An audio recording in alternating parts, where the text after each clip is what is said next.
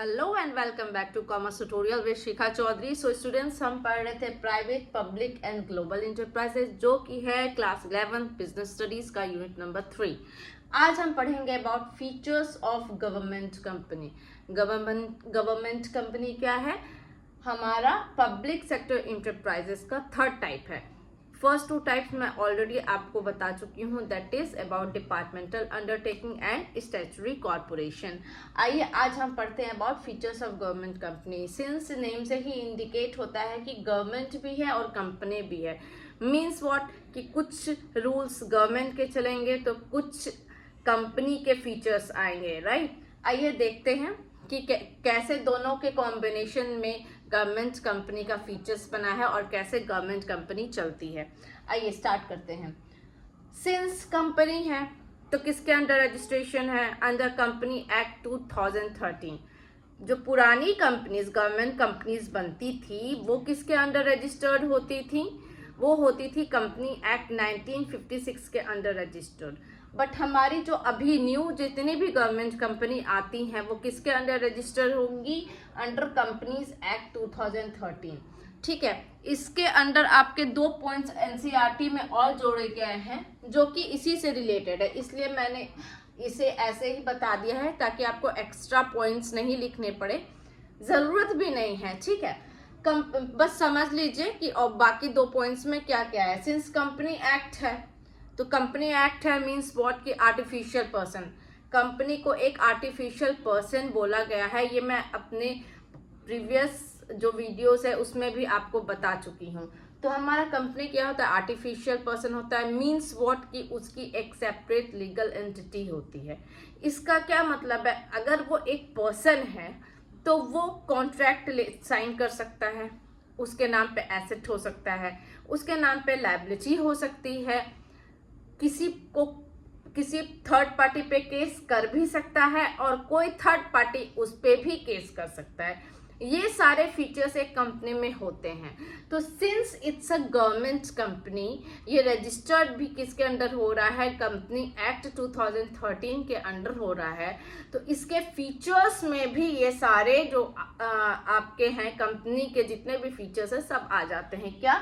First कि श्यू भी कर सकता है और उसको भी कोई श्यू कर सकता है। सेकेंड कि किसी भी कॉन्ट्रैक्ट में एंटर कर सकता है और एसेट भी एक्वायर कर सकता है, एज वेल एज लायबिलिटी भी उनके नाम पे हो सकती है। क्यों? क्योंकि उन जो गवर्नमेंट कंपनी है उनकी एक सेपरेट लीगल एंटिटी होती है, वह भी एक आर्टिफिशियल पर्सन के गिनती में आता है। ठीक है, सेकेंड आते हैं मैनेजमेंट कैसे होता है। सिंस कंपनी है तो प्रोविजन ऑफ कंपनी एक्ट के अंडर मैनेज होगा। जब रजिस्ट्रेशन कराने जाते हैं तो मैंने आपको पहले भी बताया है कि जब रजिस्ट्रेशन करवाने जाते हैं तो सब कुछ उसमें एक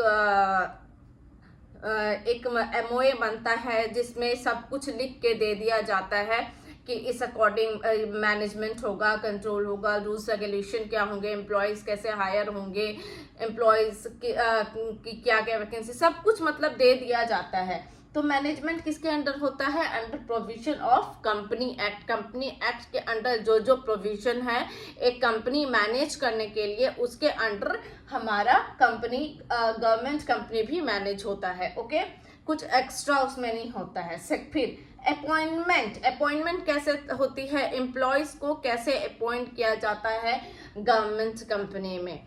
क्या नॉर्मल वैकेंसीज निकाल के, या उसका कुछ रूल्स एंड रेगुलेशन है, या सिर्फ गवर्नमेंट के द्वारा ही कुछ दिया जाएगा एक स्पेशल कि इस प्रोविजन में निकाला जाएगा, या कंपनी का खुद का होगा? क्या होगा? आखिर अपॉइंट कैसे करेगा एम्प्लॉइज एक गवर्नमेंट कंपनी में? कैसे अपॉइंट होगा? तो कैसे होगा? As per MOA। एमओ क्या है हमारा? Memorandum of association. Memorandum of association के तहत ही एम्प्लॉय अपॉइंट होते हैं, किसमें? गवर्नमेंट कंपनी में। अब ये एमओए क्या होता है? मेमोरेंडम ऑफ एसोसिएशन बहुत ही इम्पोर्टेंट डॉक्यूमेंट होता है जिसमें सारे रूल्स एंड रेगुलेशन दिए रहते हैं किस टाइप के रूल्स एंड रेगुलेशन की कैसे एम्प्लॉय अपॉइंट किया जाएगा एक गवर्नमेंट कंपनी में। तो जितनी भी रूल्स एंड रेगुलेशन एमओए में दी जाएगी उसी के अकॉर्डिंग गवर्नमेंट कंपनी हमारी चलेगी। ठीक है, फिफ्थ पे आते हैं फंड्स। फंड्स कहाँ से लाते हैं? देखिए, अब यहाँ तक तो जो हमारे 4 पॉइंट थे इसमें सारे कंपनी से रिलेटेड ही थे। क्या क्या? एक तो रजिस्टर्ड किसके अंडर होगा, फीचर्स में इश्यू भी कर सकते हैं, कॉन्ट्रैक्ट भी साइन कर सकते हैं, फिर आपका मैनेजमेंट कैसे होता है as per company act 2000 as provision of company act ही मैनेज होता है, फिर अपॉइंटमेंट कैसे होता है, जो भी मेमोरेंडम ऑफ एसोसिएशन में लिखा रहेगा उसी के अकॉर्डिंग एम्प्लॉयज भी हायर होंगे। अब क्या है, अच्छा sorry, fourth point accounting and auditing पहले देख लेते हैं, उसके बाद फंड्स पे आएंगे। अकाउंटिंग एंड ऑडिटिंग क्या कैसे होगा? क्या वो लोग खुद प्राइवेट ऑडिटर हायर करेंगे या गवर्नमेंट के ऑडिट होंगे? ये बहुत इंपॉर्टेंट क्वेश्चन है। तो इसमें क्या होता है कि अकाउंटिंग एंड ऑडिटिंग के लिए गवर्नमेंट अपना एम्प्लॉय, गवर्नमेंट के द्वारा एम्प्लॉय हायर किया जाता है। ठीक है, और जो भी रिपोर्ट्स बनते हैं अकाउंटिंग के, जो भी ऑडिट में पाया जाता है वो सारा किसके आगे प्रेजेंट होता है? आगे पार्लियामेंट के आगे प्रेजेंट होता है। ठीक है, सारा रिपोर्ट बनता है, एक एनेक्सर बनता है और उसको प्रेजेंट किसके सामने किया जाता है? पार्लियामेंट के अंदर। Parliament means what? हमारा लोकसभा एंड राज्यसभा, उसके सामने क्या किया जाता है? प्रेजेंट किया जाता है। ऐसा क्यों किया जाता है? क्योंकि ये गवर्नमेंट कंपनी है। अब गवर्नमेंट कंपनी है मीन्स 51% शेयर किसका है? गवर्नमेंट का है। तो ऑब्वियसली जो ऑडिट का ज़्यादातर जितना भी ऑडिट होगा, अकाउंटिंग से रिलेटेड चीज़ होगा, गवर्नमेंट तो देखेगा ना, क्योंकि क्या है, आधा मालिक तो वही है ना, 51% शेयर उसके पास है। ठीक है, अब हमारे फंड्स पे आते हैं। सिंस फंड कहाँ से आता है? गवर्नमेंट भी है, कंपनी में है, गवर्नमेंट का तो हमें पता चल गया 51% शेयर होल्डर है। ठीक है, तो आधा फंड तो हमारा कहाँ से आ गया? गवर्नमेंट से आ गया। सिंस ये कंपनी भी है तो मीन्स व्हाट कि प्राइवेट शेयर होल्डर्स भी इनके पास होंगे। गवर्नमेंट है तो 51% दे ही रहा है, बाकी जितने बचे वो कहाँ से फंड्स आ रहे हैं? हमें तो 100% फंड चाहिए ना कोई भी कंपनी चलाने के लिए।